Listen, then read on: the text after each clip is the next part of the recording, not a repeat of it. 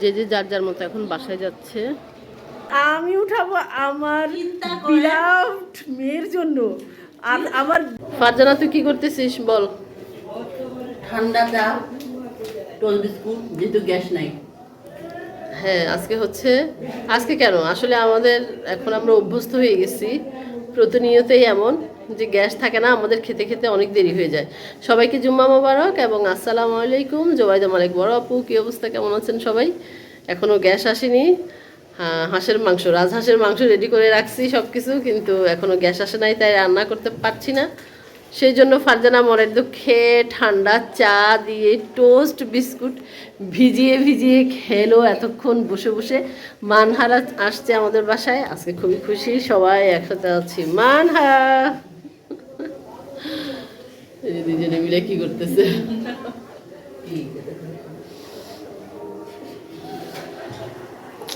আর শীত তো চলেই এলো, কি অবস্থা, শীত শীত করতে করতে এখন শীত মামায় এসে হাজির। আমারও গলা ভেঙে গেল। এখানে গামছা রাখছে কে টেবিলের উপরে? আব্বার গামছাটা একটু ওইখান থেকে রোদ আসতেছে, রোদ্রে দিয়ে রাখ। শীতে আমার এই অবস্থা, চুল টুল সব কিছু এলোমেলো। চুল এখনো সকাল থেকে চুল আশ্রয়নি। আর আমি যেই মানুষ সকাল থেকে এই পর্যন্ত আমার 4-5 বার চা খাওয়ার কথা, আমি একবারও চা খাইনি এখনো। কি করব, সমস্যা আর সমস্যা, সমস্যায় জর্জরিত। তো মানহা, কি অবস্থা তোমার? পরীক্ষা কেমন হয়েছে বলো? ভালো, গুড, নট ব্যাড, কোনটা? Very good. পরীক্ষা কেমন হয়েছে বলো? ভালো হয়েছে, খুব আস্তে, ভালো হয়েছে। যাই হোক, আল্লাহর রহমতে ভালো করবে সবাই। আর এই বছরটা তো আবার নতুন কারিকুলামে, কিছুটা নতুন কারিকুলামে পরীক্ষা হয়েছে। এখন হচ্ছে জুম্মার দিন, জুম্মার কথাই বলি। আমাদের স্বপ্নীল পাখিটা কোথায় কোথায়? আর হচ্ছে স্বপ্নীলের জন্য তেল নিব, ওইটা নিয়ে আসো তো।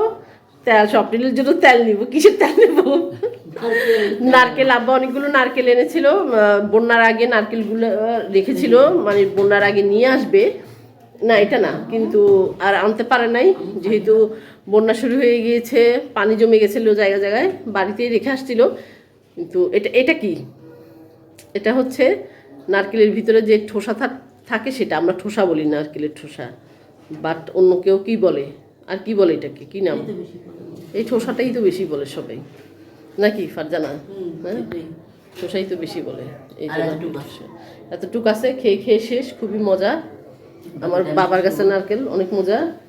আর নারকেলগুলার তো পজিশন খুবই খারাপ, কয়েকটা নারকেল ভালো আছে। তো আমার বাবা যেহেতু নারকেলের পিঠাটা খুব বেশি পছন্দ করে, বাবার জন্য কয়েকটা নারকেলের পিঠা বানাবো না। আর হচ্ছে বাকিগুলো দিয়ে হচ্ছে সব মিলের জন্য নারকেল তেল উঠাবো একটু। ওইগুলো নারকেলগুলো আমরা তো, হ্যাঁ তুমিও, তোমার জন্য তো তোমার মামুনি উঠেছে। হ্যাঁ উঠেছে, আর এটা তো সব মিলের পাবো। আমি আছি না সাথে, আবার তিনিও যোগ হয়েছেন, ফারজানা। এই যে হচ্ছে নারকেল, এগুলো সব রত্না কুড়াইয়া দিছে। এখন আমি হচ্ছে এগুলোকে ব্লাইন্ডারে দিব বা বাটবো, বাটলে বেশি ভালো হয়, বাটলে তেলটা বেশি ভালো উঠে। কিন্তু আসলে এখন তো বাটাবাটির ঝামেলা ভালো লাগে না, আমিও এত পারি না, যার জন্য এগুলো আর বাটবো না। এগুলা ব্লাইন্ডারে ব্লাইন্ড করব, ব্লাইন্ড করে তারপরে এখান থেকে তেল উঠাবো। এর আগেও নিয়েছিলাম, ঠিক এইটুক তেল হয়েছিল। এটা তখন মনে হয় দুই মালা নিয়েছিলাম নারকেলের। আর এখন তো মোটামুটি পুরো একটা বোতল ভর্তি হয়ে যাবে। তুই 1 কাপ নিবি না? তোকে 1 কাপ পরিমাণ দিলে তো আমি উঠাবো আমার বিলাভড মেয়ের জন্য।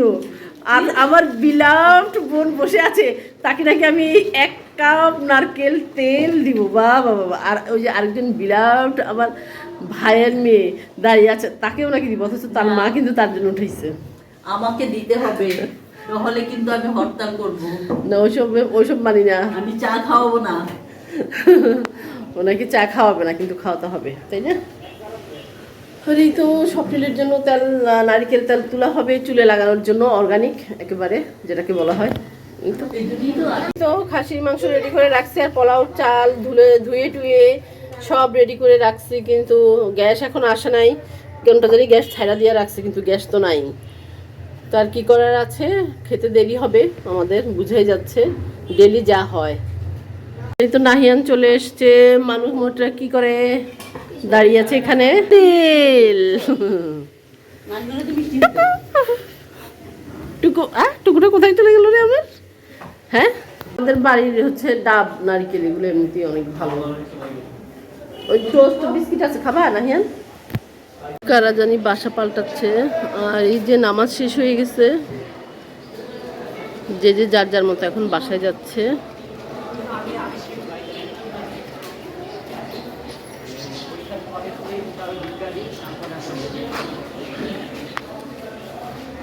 মোটামুটি অনেকগুলোই নারকেল হয়েছে না, ভালোই তেল উঠবে, বোঝা যাচ্ছে যে নারকেল তেলগুলো ভালোই উঠবে। সবে মাত্র এবার আসা শুরু করলো, এখন তাড়াহুড়া করে রান্না শুরু করতে হবে। এরা দুজন এখানে কি কাজে ব্যস্ত।